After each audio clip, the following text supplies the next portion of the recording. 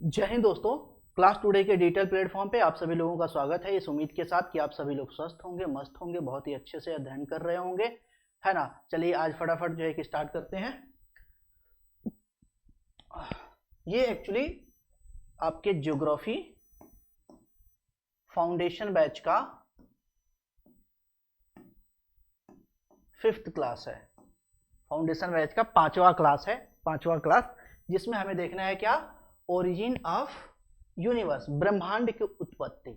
सबसे खास बात जो थोड़ा सा नया है, हालांकि आज तक यह किसी भी पीछे देखा जाए ना, पीछे हम लोगों ने कि लास्ट क्लास में क्या देखा था। लास्ट क्लास में बेसिकली हमने इंडियन ज्योग्राफर के बारे में या ज्योग्राफी में जो इंडियन विद्वान हुए हैं, जो उनका योगदान हुआ था, उसके बारे में वहां पे देखा था। अब उसको यहाँ पे रिपीट नहीं करते, ठीक है।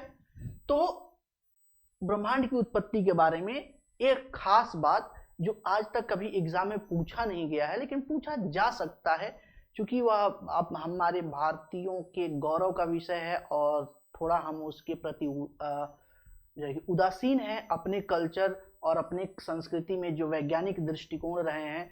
हालांकि उनका कहने का माध्यम थोड़ा सा काव्यात्मक था, उनका कहने का अलग तरीका था, तो वो अलग बात है, लेकिन हम उस पर बिलीव करके हमें रिसर्च करना चाहिए, जो हमने नहीं किया। और नहीं करने के कारण ये हुआ कि हमें वेस्टर्न जो नैरेटिव है, जो उसका थॉट है, वो जो तर्क है, उसकी जो आपके कॉन्सेप्ट हैं, उसी को हमें मानना पड़ता है, क्योंकि हमने अपनी चीजों पे काम नहीं किया। तो सबसे पहली बात यहाँ पे खास बात मैं आपको बता दूं, प्रश्न ये बनता है कि ब्रह्मांड के उत्पत्ति से संबंधित सिद्धांत की संकल्पना किस वेद में की गई है। प्रश्न क्या बनता है कि ब्रह्मांड की उत्पत्ति के सिद्धांत की अवधारणा या संकल्पना किस वेद में दी गई है। तो वो दिया गया है कहां पे, ऋग्वेद में। ध्यान रखिएगा इस चीज को, ऋग्वेद में दिया गया है। ऋग्वेद के कौन से मंडल में, 10वां मंडल में दिया गया है। किस में दिया गया है, ये प्रॉपर डिटेल में मैं आपको बताऊंगा, है ना, ऐसी बात नहीं है। अब बताऊंगा कैसे हमारे कहने का मतलब अलग था, मतलब हमारे कहने का तरीका अलग था, है ना, थोड़ा सा, ठीक है। तो 10वें मंडल में दिया गया है। 10वें मंडल के देखेंगे तो आपके 129 सूक्त में दिखा गया है, सूक्त में, है ना। और इस सूक्त का नाम क्या है, तो इस सूक्त का नाम है नासदीय सूक्त। क्या नाम है, नासदीय सूक्त नाम है, नासदीय सूक्त में जो है कि आपकी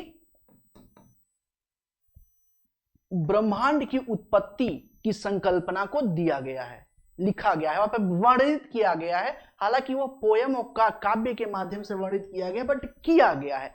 अब यहाँ पे देखिए नासदीय में देखेंगे तो ये होता है आपका नासत का मतलब ये होता है अस्तित्वहीन या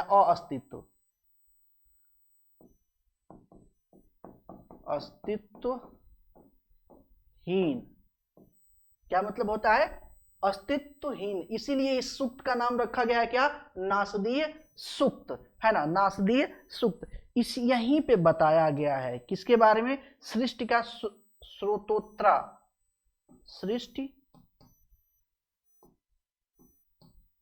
सृष्टि की सतोत्रा। इसका मतलब होता है सृष्टि की स्वतंत्रता, यानी सृजन करने वाला, है ना, ब्रह्मांड की संरचना करने वाला, ब्रह्मांड का सृजन करने वाला, यानी कि ब्रह्मांड की उत्पत्ति के बारे में यहाँ पे ये बात बताई गई है। इस चीज को विशेष रूप से आपको ये ध्यान में रखना है। आज तक इस तरह का कोई प्रश्न पूछा नहीं गया है, लेकिन ये पूछा जा सकता है, क्योंकि ये सारी चीजें मैं इसलिए बता रहा हूं क्योंकि ये फाउंडेशन बैच चल रहा है, और फाउंडेशन बैच जब भी चलता है तो हम डिटेल में चीजें बात कर सकते हैं। क्रैश कोर्स में बहुत ज्यादा डिटेल में हम चीजें बातें नहीं कर सकते। तो नस्दीय सूक्त में जो है कि दिया गया है, नस्दीय का मतलब अस्तित्वहीन, हर एक नाम ही अस्तित्वहीन है ना। अब इस यहाँ पे देखें लिखा क्या गया है एक्चुअली यहाँ पे लिखा गया है कि तब न तो अस्तित्व था, यानी किसी भी चीज का कोई अस्तित्व नहीं था, और न ही अस्तित्व या अस्तित्वहीनता की स्थिति थी, कुछ भी नहीं था, है ना। न अंतरिक्ष का क्षेत्र था, न अंतरिक्ष का क्षेत्र था, न ही उससे परे आकाश था। क्या हलचल हुई, कहां हुई, किसके संरक्षण में हुई? भाई हम यही तो कहते हैं बिग बैंग थ्योरी के बारे में कि बिग बैंग थ्योरी क्या हुआ, कैसे हुआ, कुछ पता नहीं है। बस इतना पता है कि एक पॉइंट था, एक कोई बिंदु जैसा था, उसमें कुछ हुआ, क्या हुआ नहीं पता, कुछ हुआ, सडनली उसमें ब्लास्ट हो गया। यही चीजें यहां पे क्या किया गया है, काव्यात्मक ढंग से चीजों, देखिए बिग बैंग थ्योरी भी अभी मैं आपको बताऊंगा, ऐसी बात नहीं है, बिग बैंग थ्योरी भी हम यहां पे देखेंगे, ठीक है। तब न तो मृत्यु थी और न ही अमरता था, कुछ भी नहीं था। मृत्यु और अमरता दो ही चीज होती है। न रात का कोई भेद चिन्ह था और ना ही दिन का कोई भेद चिन्ह था, यानी कि दिन रात सा कोई अस्तित्व में नहीं था। वह एक अपने ही आवेग से बिना हवा के सांस ले रहा था, यानी कि वह जो भी चीज था वह स्वतः ही श्वसन क्रिया कर रहा था। बाकी उसमें क्या था, कुछ उसमें कोई अपना जो है कि कोई डिटेल चीजें उसके बारे में कहीं भी जानकारी नहीं है। आज के मॉडर्न दौर में भी देखा जाए, मॉडर्न जब हम बहुत ज्यादा साइंटिफिक हो गए, अपने आप को बहुत ज्यादा साइंटिफिक बोलते हैं, एक से बढ़ के एक सैटेलाइट आ गई है, एक से बढ़ के एक जो है कि रिसर्च सेंटर आ गए हैं, एक से बढ़ के एक मशीनरी सिस्टम आ गई, तब भी तो हम नहीं जान पाए वो क्या था, नहीं पता। यही चीज तो हमारे जो ग्रंथों में भी बताया गया है ना। बस ये हुआ है कि उस चीज को थोड़ा सा साइंटिफिक तरीके से बता दिया गया है, जो हम भी रिसर्च करके कर सकते थे। लेकिन ये हमारी गलती है कि हम अपनी चीजों पे बिलीव नहीं करते हैं और उस पर रिसर्च नहीं करते। इसीलिए मैंने आपको बताया था कि हमारा जो कल्चर है सबसे ज्यादा वैज्ञानिक कल्चर। जैसे जैसे पढ़ते चलेंगे ना, देखिए यहाँ पे हम पढ़ रहे हैं ज्योग्राफी, लेकिन ज्योग्राफी पढ़ते पढ़ते आपके दिमाग में एक चीज क्लियर हो जाएगी कि यार हमारे पूर्वज कितने विद्वान थे कि उस समय इतनी हाई टेक्नोलॉजी नहीं होते हुए भी इतना बेहतरीन काम किए, है ना, जिसकी हम कल्पना नहीं कर सकते हैं। इसके अलावा कुछ भी नहीं था, इसके अलावा कुछ भी नहीं था। पहले अंधकार था, क्या था, अंधकार था, अंधकार में छिपा हुआ, यानी कि जो अंधकार था वो भी अंधकार था, यानी घोर अंधेरा था, किसी भी चीज का कोई जो है कि अस्तित्व नहीं था। कहते हैं ना तमराज किल्विस, अंधेरे का मालिक, अंधेरा कायम रहेगा हमेशा। तो उस टाइप का कोई सीन था कि अंधेरा कायम रहेगा हमेशा, हर जगह, हर टाइम, कोई उसे छेड़छाड़ करने वाला नहीं था। विशिष्ट चिन्हों के बिना सब पानी था, पानी मतलब बेकार, कोई विशिष्ट, कोई स्पेशल कैरेक्टर नहीं था, कोई फीचर नहीं था, कुछ भी विजिबिलिटी नहीं थी, सब चीज क्या था, बेकार था। जो बनकर शून्य से ढका हुआ था, शून्य से ढका मतलब कुछ भी नहीं, ठीक है। वह एक उष्मा के बल से अस्तित्व में आया, किसके बल से आया, उष्मा के बल से, उष्मा के बल से। जैसे जैसे हम कहते हैं कि जब big bang theory, big bang जब विस्फोट हुआ तो प्रकाश निकला, क्या हुआ, सॉरी नहीं, प्रकाश नहीं निकला। बिग बैंग थ्योरी जब अस्तित्व में आया तो हाइड्रोजन गैस निकली, हाइड्रोजन गैस आगे चल के जो है कि स्टार में बनी, वो प्रकाश वहां से निकलता है। ये वास्तव में कौन जानता है, यह यहां कौन इसकी घोषणा करेगा, यानी कि इसके बारे में किसी को कुछ पता नहीं है, कोई बता नहीं सकता, है ना। यह कहां से उत्पन्न हुआ, नहीं पता, क्वेश्चन मार्क। यह सृष्टि कहां से है, ये जो सृष्टि बनी है ये कहां से आई, कोई पता नहीं, क्वेश्चन मार्क लगा हुआ है, कहां से है ना, कहां से। देवता इस ब्रह्मांड के निर्माण के साथ बाद में आए। एक मिनट रुकिए, कोई आया हुआ है।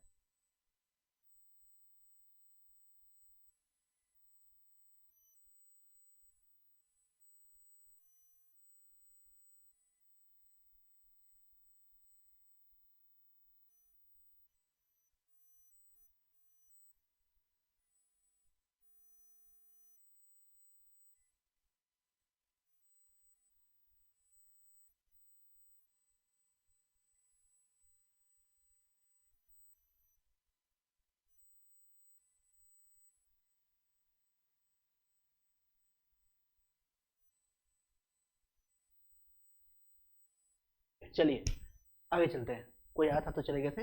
हाँ, तो क्या क्या बात कर रहे थे, यह कहां से उत्पन्न हुआ, यह सृष्टि कहां से है, इसके बारे में क्वेश्चन मार्क लगा हुआ है। कोई प्रॉपर यहाँ पे डिटेलिंग, आज भी डिटेलिंग नहीं है। ये आज से ऋग्वेद देखा जाए तो ऋग्वेद कब का लिखा गया है, ऋग्वेद एक्चुअली माना जाता है कि 1500 बीसी के आसपास का है। 1500 बीसी यानी कि 2000 इधर 1500 उधर, यानी 3500 बीसी। 3500 बीसी पहले ये चीज लिखा गया है और वहां पे ये चीजें 3500 साल पहले भी इस चीज के बारे में कोई क्लियरिटी नहीं थी। आज भी इतना हम एडवांस हो गए हैं, कोई क्लियरिटी नहीं है ना।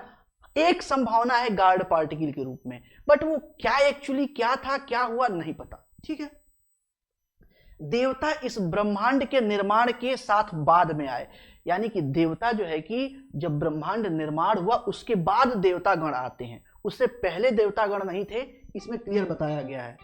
ठीक है,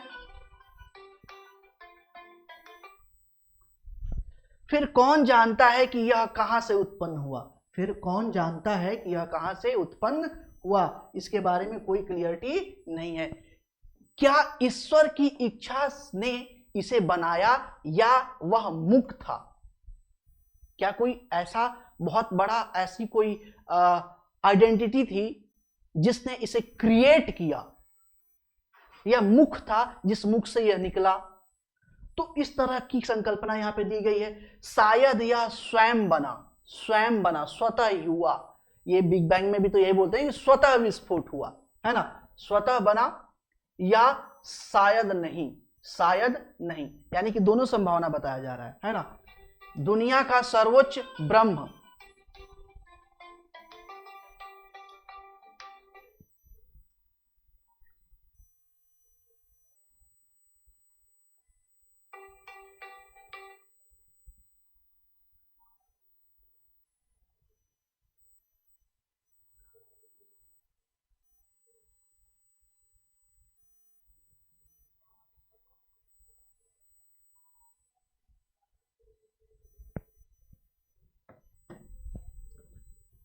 दुनिया का सर्वोच्च ब्रह्म सर्वव्यापी व सर्वज्ञ है। यहाँ पे बोला जाता है कि जो दुनिया का सर्वे सर्वा है वो क्या है, सर्वोच्च है, सबसे ऊपर है और सर्वज्ञानी है। वह वास्तव में जानता है, यदि नहीं तो कोई नहीं जानता। और अगर कोई ब्रह्म है जिसने इस सृष्टि की संरचना की तो वही जानता है, और अगर वह नहीं जानता है तो कोई भी नहीं जानता कि सृष्टि का निर्माण करता कौन है, इस सृष्टि का निर्माण कैसा हुआ। इस तरीके से देखेंगे तो प्रॉपर एक बिग बैंग थ्योरी जैसी जो है कि संकल्पना हमारे ऋग्वेद में दी गई है। 10वें मंडल के नासदीय सूक्त में इस चीज को वर्णित किया गया है। ठीक है, अब आ जाते हैं आधुनिक काल में। तो आधुनिक काल में ध्यान रखिए, सबसे पहले जो आपको ध्यान रखना है वो है कॉस्मोलॉजी। क्या है, कॉस्मोलॉजी।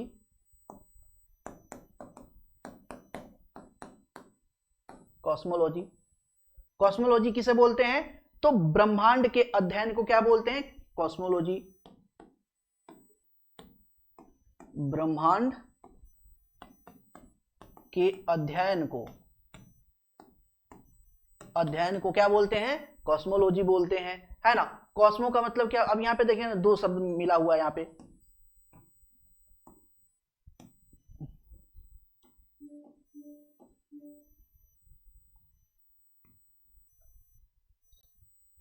Plus logy.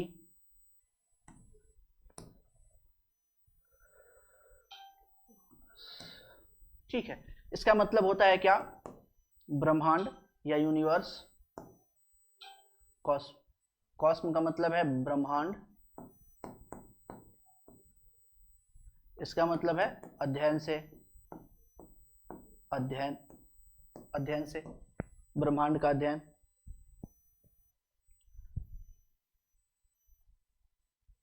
ठीक है,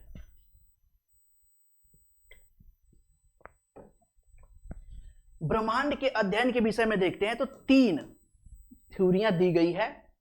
जो सबसे ज्यादा वैलिड है वो है आपका big bang theory, big bang सिद्धांत, बिग बैंग सिद्धांत, है ना, जो जॉर्ज लेमेंटेयर देते हैं। दूसरा है आपका साम्यावस्था का सिद्धांत, साम्यावस्था का सिद्धांत, साम्यावस्था का सिद्धांत। तीसरा है दोलन सिद्धांत, तीसरा है आपका दोलन सिद्धांत, दोलन सिद्धांत। ठीक है, ये तीन सिद्धांत हैं। जबकि बात करते हैं बिग बैंग, तो बिग बैंग क्या है? सर्वमान्य मान्य सिद्धांत है, सर्वमान्य सिद्धांत है। सभी के द्वारा इसको क्या किया जाता है? माना जाता है, सर्वमान्य सिद्धांत है। ठीक है, अब इसी क्रम में हमको आगे देखना है। अब इसी क्रम में आगे देखना है तो यहाँ पे सबसे वैलिड कौन सा है? Big bang theory. इसी को देखते हैं, इसी को देखना है। ये देखो प्रॉपर इसी को देखना है और किसी को बहुत ज्यादा डिटेल में नहीं देखना है। Big bang theory,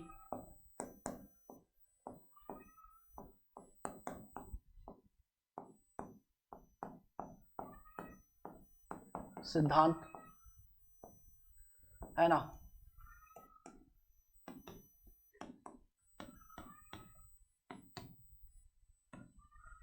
big bang theory. इसके प्रतिपादक कौन है? प्रतिपादक प्रतिपादक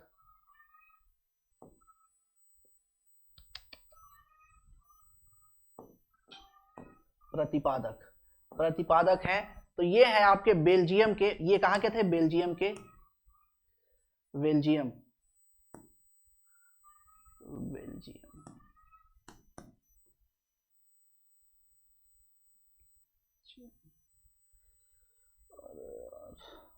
थोड़ा सा ये है,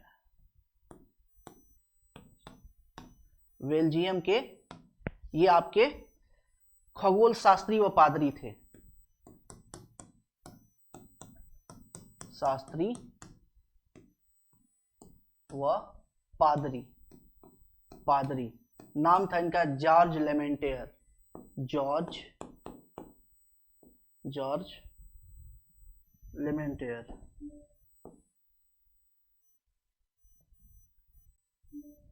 जॉर्ज लेमेंटेयर।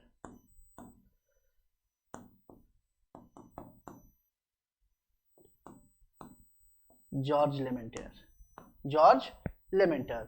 ये क्या है? सर्वाधिक मान्य सिद्धांत है, सर्वाधिक मान्य सिद्धांत है,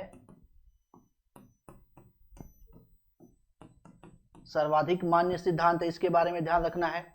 हालांकि आज वर्तमान समय में जिस रूप में बिग बैंग थ्योरी हमें देखने को मिलती है या पढ़ने को मिलती है, या जिस प्रारूप में मैं आपको पढ़ाने वाला हूं, जॉर्ज लेमेंटेयर सेम फॉर्मेट में वो चीजें नहीं बताए थे। ठीक है, तो नहीं बताए थे तो क्या हुआ? फिर दूसरे शख्स आते हैं 1967 एडी में एक शख्स है, नाम है इनका Robert Wagner, Robert Wagner, Robert Wagner, Robert Wagner. और रॉबर्ट वैगनर ने इसकी वैज्ञानिक व्याख्या की, वैज्ञानिक व्याख्या की। ध्यान दीजिएगा, रॉबर्ट वैगनर ने क्या किया? इसका वैज्ञानिक व्याख्या किया। इसका मतलब यह है कि जिस थ्योरी को हम आज सबसे ज्यादा मान्य मानते हैं, उस थ्योरी भी अब ये मूल रूप में सेम नहीं थी जैसे आज है। उसमें भी बाद में साइंटिफिक एक्सप्लेनेशन किया गया, जबकि हमने अपने वेदों में जो ज्ञान दिया गया था उसका साइंटिफिक रिसर्च करके साइंटिफिक एक्सप्लेनेशन करने की कोशिश नहीं थी। कारण क्या था? कारण कहीं ना कहीं यही था कि हमारे दिमाग में ये चीज भर दी गई थी कि आपके कल्चर में कुछ भी नहीं है, आपके पास कोई भी वैज्ञानिक तरीका नहीं है, आपका लिविंग स्टैंडर्ड, आपका ज्ञान सब कुछ बेकार है, जो है सब वेस्टर्न है। जब तक वेस्टर्न का यानी अमेरिका का, यूरोप का किसी भी चीज में मुहर नहीं लगती है ना, तब तक हम उसको सही ही नहीं मानते हैं। समस्या ये है। ठीक है, एक खास बात और, जब वैज्ञानिक व्याख्या कर दी गई तो इस थ्योरी को डॉपलर इफेक्ट के द्वारा सिद्ध किया गया। क्या किया गया? इस सिद्धांत को डॉपलर प्रभाव के द्वारा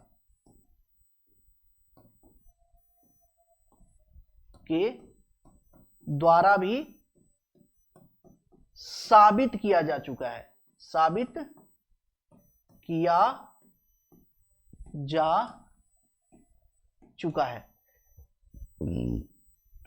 सॉरी, इसके बारे में क्या है? तो इसके बारे में यह है कि डॉपलर इफेक्ट के द्वारा जो है, जो मैंने डॉपलर इफेक्ट जो है कि आज भी मैंने आपको बताया था, तो डॉपलर इफेक्ट के द्वारा भी जो है कि इसको साबित किया जा चुका है। तो ये कुछ जो है कि बहुत ही महत्वपूर्ण जो है कि फैक्टर है जिसके बारे में हमको प्रॉपर देखना है। ठीक है, अब इसी में वो चीज देखते हैं, अब फटाफट देखते हैं, है ना। अब यहां पे एक बिंदु है, एक बिंदु है, एक बिंदु, ठीक है। इस बिंदु के अलावा और कुछ भी नहीं है। हमने वेद के अकॉर्डिंग भी देखा और जो मॉडर्न थ्योरी है उसके अकॉर्डिंग भी देखें, तो उसके अकॉर्डिंग भी देखा जाए तो कुछ भी नहीं था, नथिंग, है ना। इसकी क्वालिटी क्या थी? इसकी क्वालिटी क्या थी? तो ये इसका जो है कि अधिकतम घनत्व था। घनत्व क्या था? अधिकतम था।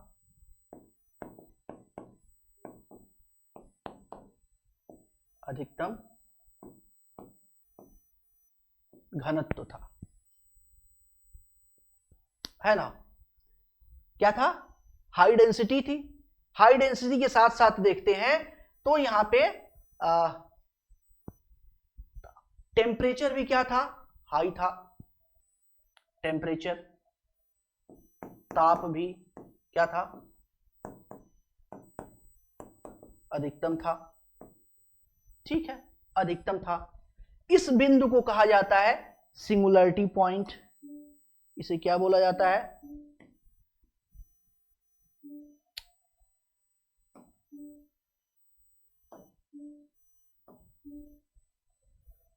इसे बोला जाता है सिंगुलरिटी पॉइंट।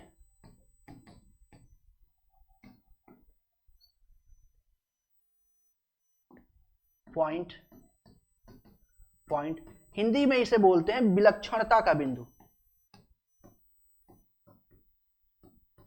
विलक्षणता का बिंदु, विलक्षणता का बिंदु, ठीक है। अब इसमें कुछ एक्टिविटीज हुई। अब क्या हुआ नहीं पता, किसी को कुछ भी नहीं पता। ना तो हम आज पता है, ना तो आज से 3500 साल पहले पता था वेदों के टाइम में। उस टाइम भी कोई बहुत ज्यादा व्याख्या नहीं दी गई कि एक्चुअली हुआ क्या एग्जैक्ट। आज भी हमें पता नहीं है कि वास्तव में एग्जैक्ट हुआ क्या था, है ना। कुछ इसमें एक्टिविटीज हुई और ये घटना हुई कब? तो 13.8 अरब वर्ष पूर्व, ठीक है।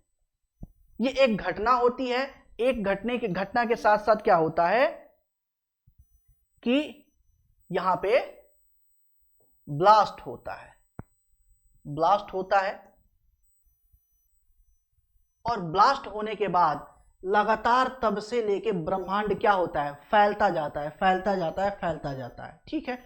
यहां पे देखेंगे, यहां पे इसके जस्ट जो है कि जहां पे ब्लास्ट हुआ इससे थोड़ा आगे देखेंगे तो यहां पे इस तरीके की एक संरचना पाई जाती है। इसके करीब जो है कि एक बहुत ज्यादा गाढ़ा गाढ़ा काला जो है कि पदार्थ पाया जाता है। काली ऊर्जा पाई जाती है, एक तरीके से कहिए डार्क एनर्जी पाई जाती है। इसे कहते ही है श्याम ऊर्जा। क्या बोलते हैं इसको? इसको बोलते ही है श्याम ऊर्जा। श्याम ऊर्जा बोलते हैं, श्याम ऊर्जा बोलते हैं। इंग्लिश में इसे बोलते हैं dark energy. Dark energy, dark energy बोलते हैं, ठीक है। अब यहां से सारी चीजें स्टार्ट हुई, है ना। अब यहां से सबसे पहले क्या बना? यहां पे सबसे पहले देखते हैं तो यहाँ बना क्या क्या वो देख लेते हैं। तो सबसे पहले जो है कि समय अस्तित्व में आया, समय समय अस्तित्व में आता है। टाइम जो है कि आता है। हाइड्रोजन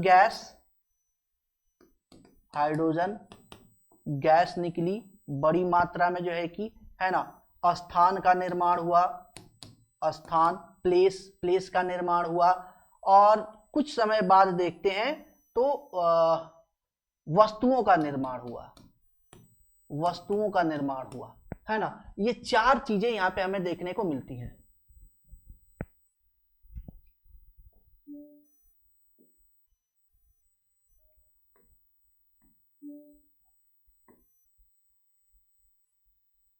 ये चार चीजें हमको यहां पे देखने को मिलती हैं। कौन कौन सी चीजें? समय की उत्पत्ति हुई, यहां पे लिख सकते हैं कि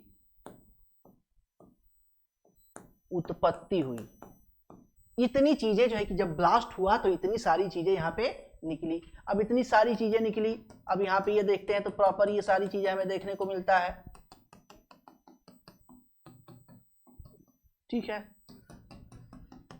इसके बारे में प्रॉपर देंगे। थोड़ा सा इसको जो है ना बना लेते हैं, है ना। यहाँ पे ये जो श्याम ऊर्जा है, श्याम ऊर्जा, इससे प्रश्न ये पूछा जाता है कि ब्रह्मांड लगातार क्या हो रहा है? विस्तारित हो रहा है। ब्रह्मांड लगातार जो विस्तारित हो रहा है तो गतिशील है लगातार ब्रह्मांड। तो ब्रह्मांड को लगातार गति प्रदान कौन कर रहा है? एक्सेलरेट कौन कर रहा है? ब्रह्मांड को एक्सेलरेट करने वाला बॉडी कौन है? तो ब्रह्मांड को एक्सेलरेट करने वाला जो बॉडी है वही है डार्क एनर्जी। वो क्या है? डार्क एनर्जी है। डार्क एनर्जी ब्रह्मांड को क्या करती है? एक्सेलरेट करती है। ब्रह्मांड को एक्सेलरेट करने का काम कौन करता है? डार्क एनर्जी करती है। इस चीज को ध्यान दीजिएगा प्रॉपर।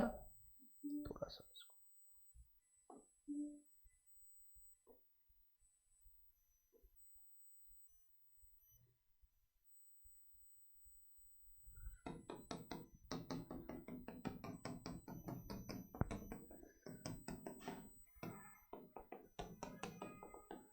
ये थोड़ा सा इसको जो है ना बता देते हैं यहाँ पे।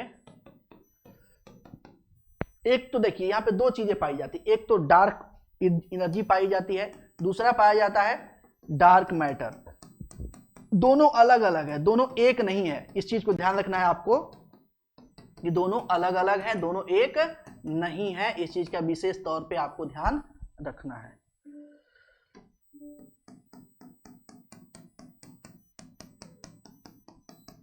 ठीक है,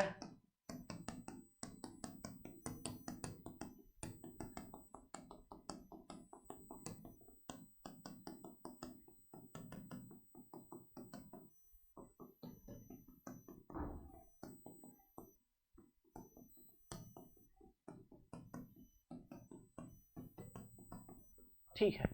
अब इसमें क्या हुआ? इसमें छोटी छोटी जो है गैलेक्सी बनना शुरू हो गई, गैलेक्सी बनना शुरू हो गई।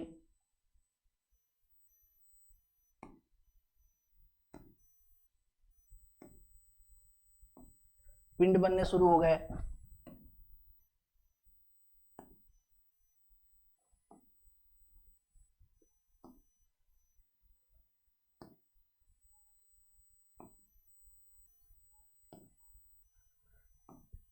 और ये गैलेक्सी लगातार जो है कि एक दूसरे से क्या हो रही है? दूर जाती जा रही हैं।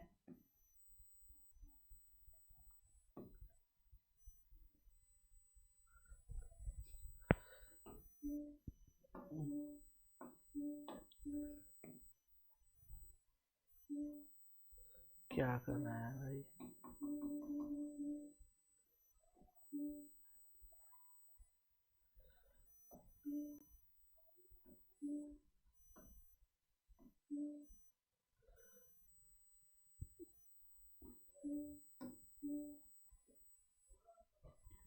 ठीक है,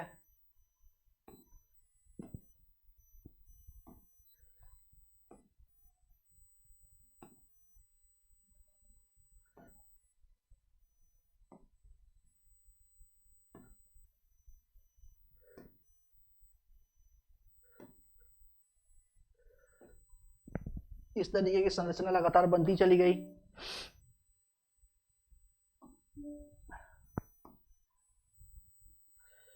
क्या है यार, क्यों ऐसा हो रहा है मेरे साथ?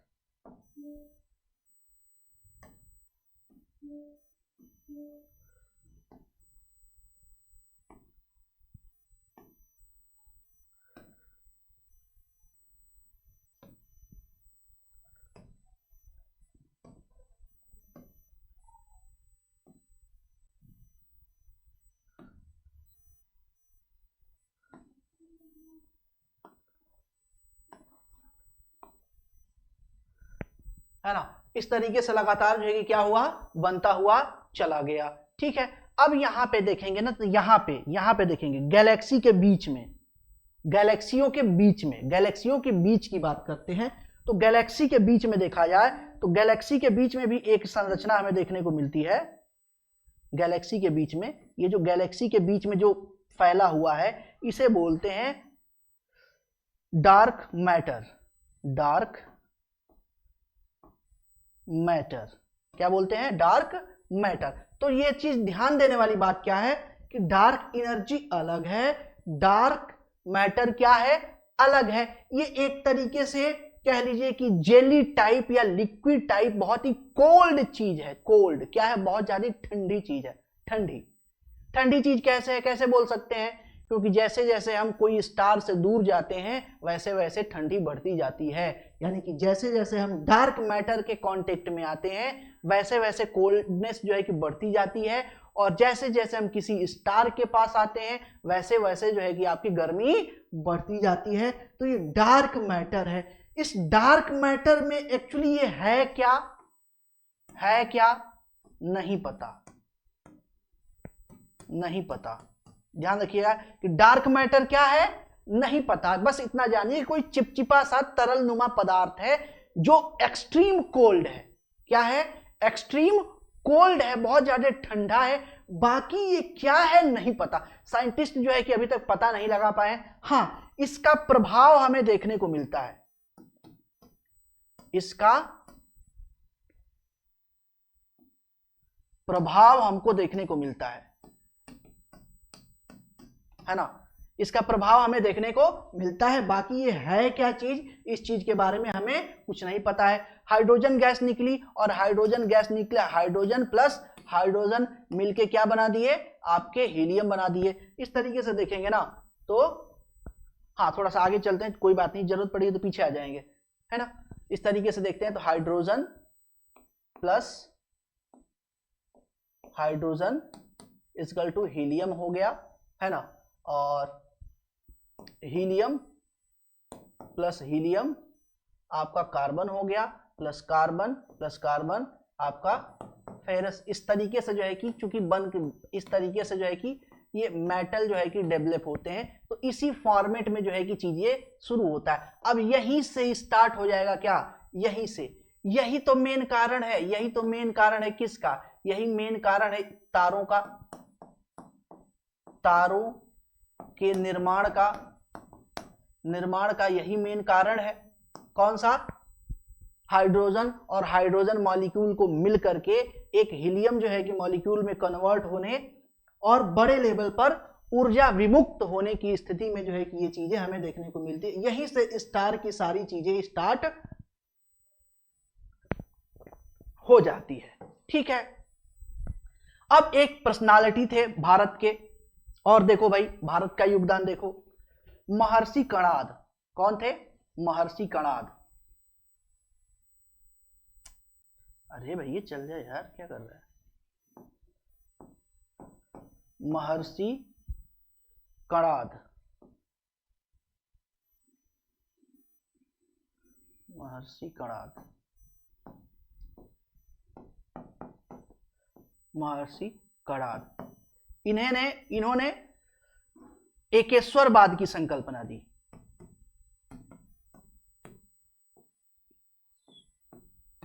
एकेश्वरवाद की संकल्पना दी। अणु, इन्होंने अणु का नाम लिया। किसका लिया? कण का। कण नहीं, बिल्कुल अणु का नाम लिया। किसका नाम लिया? अणु का। अणु का नाम लिया। ये बिंदु वगैरह नहीं बोले, ये बिंदु के बारे में बातें नहीं करते। ये किसके बारे में बातें करते हैं? तो ये एकेश्वरवाद में कण की बातें करते हैं, और कण की बातें करते करते बोलते हैं कि संपूर्ण ब्रह्मांड की उत्पत्ति, कहते हैं ना, एकेश्वरवाद मतलब एक ही ब्रह्म है, एक ही ब्रह्म है। हालांकि इनका कहने का तरीका अलग था, बट ये बातें जो है कि इनसे जुड़ती हैं, है ना। तो एकेश्वरवाद की संकल्पना देते हैं, एक ही जो है कि ब्रह्म था और ये वही एक कण था, और उसी एक कण से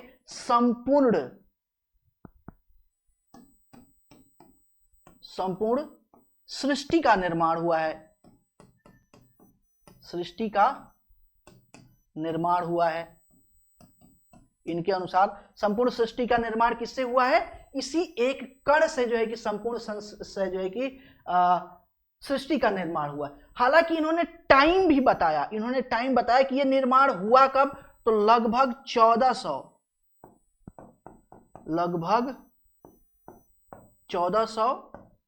अरब वर्ष पूर्व, अरब वर्ष पूर्व, 1400 अरब वर्ष पूर्व ये घटना बताते हैं। अब देखिए महर्षि कणाद वो जो है कि वेदों के समय के हैं, आज से 3500 साल पहले के हैं, बहुत पुराने हैं महर्षि कणाद। वहां पे एकेश्वरवाद की संकल्पना देते हैं, वहां पे इतनी साइंटिफिक चीजें बातें करते हैं एग्जैक्ट। अरे भैया देखो ये है ना, ये क्या वर्तमान में मैंने यहाँ पे क्या बताया, वर्तमान में बताया, यही तो बताया ना कि लगभग आपका 13.8 अरब वर्ष पूर्व। इसको मोटा मोटा हम 14 अरब वर्ष मान सकते हैं। इसका मतलब कि महर्षि कणाद ने ये बात सही बताई है कि लगभग 1400 अरब वर्ष पहले क्या था, एक कण था, कण में विस्फोट हुआ, कण में जो है कि डिवीजन हुआ, और उसी से संपूर्ण सृष्टि का निर्माण हुआ, उसी से जो है कि सूर्य का निर्माण हुआ, उसी से जो है कि पृथ्वी का निर्माण हुआ, उसी से समस्त जो है कि आपकी आकाश गंगा, समस्त जो है कि तारों का निर्माण हुआ। सब इसी से, एक ही ब्रह्म से निर्मित है। और एक बात ये भी बोलते हैं, कमाल की बात, कि फिर से स्वतः ही ये सब कुछ उस एक जो है कि ब्रह्म में ही क्या हो जाएगा, लीन हो जाएगा। इसके बारे में भी हम बात करेंगे। जो ये बता रखे हैं कि अब जैसे यहां पे बात है ब्लैक होल की, ब्लैक होल वैसे व्हाइट होल की संकल्पना है ना। वैसे अलग अलग थ्योरियां हैं, जैसे बिग बैंग थ्योरी, इसकी अपोजिट थ्योरी भी है, उसकी भी डिस्कस करेंगे, लेकिन अभी नहीं, वो थोड़ा बाद में करेंगे, है ना, ठीक है। तो ये क्या बोलते हैं, एक ही ब्रह्म से सबका निर्माण हुआ है, और फिर पुनः जो है कि सब कुछ, संपूर्ण सृष्टि उसी ब्रह्म में क्या हो जाएगी, लीन हो जाएगी। ठीक है, इस तरीके से महर्षि कणाद आते हैं। अब एक टर्म और रह गया है इसमें, छोटा सा एक टर्म और रह गया है, एक चीज और रह गया है ना, कि लगभग 4.5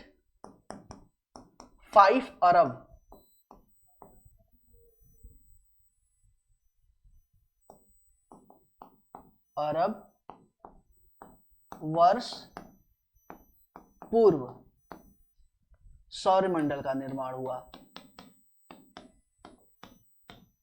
मंडल का निर्माण हुआ, सौरमंडल का निर्माण हुआ, ये चीज ध्यान रखना है। अब एक टर्म यहां पे आता है, ग्रेविटेशनल लेंसिंग।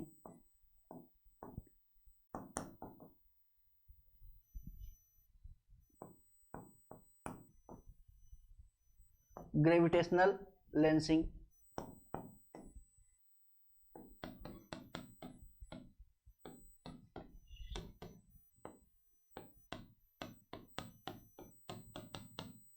Gravitational lensing. अब ग्रेविटेशनल लेंसिंग क्या है, ग्रेविटेशनल लेंसिंग क्या है, तो यूं समझिए कि यूनिवर्स में, ब्रह्मांड में जब कोई प्रकाश एक कॉर्नर से दूसरे कॉर्नर तक जाता है, या एक जो है कि जगह से दूसरी जगह तक ट्रेवल करता है, जैसे हम बताया ही, रेड शिफ्ट, ब्लू शिफ्ट, है ना, यानी कि बहुत दूर दूर का प्रकाश क्या होता है, पृथ्वी तक पहुंचता है, रेड टाइप का। तो इसके अनुसार क्या होता है कि जब कोई प्रकाश लंबी दूरी जो है कि यात्रा करता है, तो यात्रा करते समय बीच में गैलेक्सी आ जाती है। बहुत बार क्या होता है, उस प्रकाश के मार्ग में बीच में गैलेक्सी आ जाती हैं। तो जब गैलेक्सी, मान लीजिए ये कोई गैलेक्सी है, है ना। मान लीजिए ये कोई गैलेक्सी है, ये कोई गैलेक्सी है ना, ये कोई गैलेक्सी है। तो ये कोई गैलेक्सी है, हालांकि यहाँ पे थोड़ा सा जो है ना इस पे अभी जो है कि क्रोम वगैरह नहीं चल पाता है। अगर क्रोम चल पाता तो मैं आपको वो डिजिटली दिखाता बेसिकली, है ना, बट मैं समझा दे रहा हूँ, आपको समझ में आ जाएगा। ये मान लीजिए कोई गैलेक्सी है, गैलेक्सी है ना, और यहां से ये प्रकाश आ रहा है, यहां से प्रकाश आ रहा है,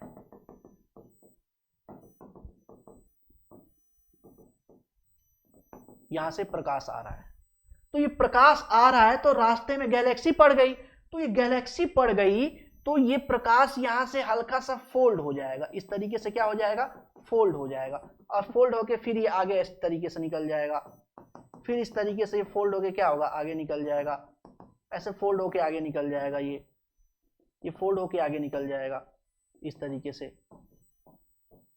इस तरीके से फोल्ड होके ही क्या होगा, आगे निकल जाएगा। और फोल्ड होके निकलेगा तो हमें ऐसा प्रतीत होगा कि ये जो गैलेक्सी है हल्का सा पीछे शिफ्ट हुई है, क्या हुई है, पीछे शिफ्ट हुई है। तो जब इसके चारों तरफ प्रकाश इसको कवर कर लेता है तो ये जो है कि लेंस की तरह संरचना बनाता है, लेंस की तरह संरचना बनाता है।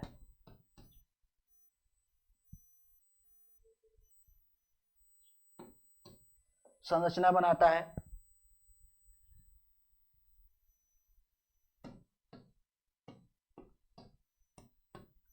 लेंस की तरह संरचना बनाता है, और लेंस की तरह संरचना बनाता है तो इसी घटना को बोलते हैं ग्रेविटेशनल लेंसिंग। इसी घटना को क्या बोलते हैं, ग्रेविटेशनल लेंसिंग। तो ये एक्चुअली ब्रह्मांड से रिलेटेड चीजें जो है कि क्या हो गई, कंप्लीट हो गई हैं, है ना। उसके बाद हम स्टार देखेंगे, स्टार के बाद जो है कि स्टार की लाइफ साइकिल देखेंगे, है ना। उसके बाद जो है कि आपके जो टिमटिमाते हैं तारे, टिमटिमाते हैं, क्यों टिमटिमाते हैं, कारण क्या है। उसी के बाद नक्षत्र हैं, राशियां हैं, ग्रह हैं, उपग्रह हैं, है ना, और क्या बोलते हैं कुछ तारामंडल है। ये तारों से संबंधित कुछ संरचनाएं हैं जो आगे 2 क्लासेस में, लगभग 1 क्लास में तो नहीं होगा, लगभग 2 क्लासेस लगेंगे, और उन 2 क्लासेस में हम उस चीज को क्या करेंगे, कवर कर लेंगे, ठीक है। अब यहाँ पे इसको छेड़ाछाड़ी नहीं करते हैं। तारा क्या होता है,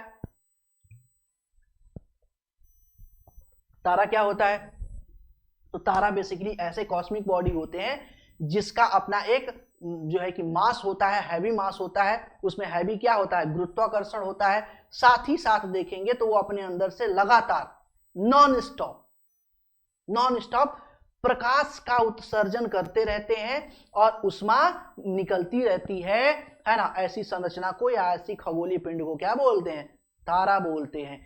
और उसका प्रकाश और उष्मा निकलने का स्रोत क्या होता है, नाभिकीय संलयन। क्या होता है, नाभिकीय संलयन, यानी हाइड्रोजन मिलकर हीलियम का फॉर्मेशन करते हैं। इसी प्रोसेस में बड़ी मात्रा में ऊर्जा विमुक्त होती है और यही ऊर्जा प्रकाश और उष्मा के रूप में तारों से निकलती है। और टेम्परेचर के आधार पर तारों का कलर अलग अलग होता है। तो इसके बारे में डिटेल में अब देखेंगे नेक्स्ट क्लास में। आज जो है कि इस क्लास में इतना ही रहने देते हैं, ठीक है। मिलते हैं आपसे नेक्स्ट क्लास में। आज के लिए धन्यवाद।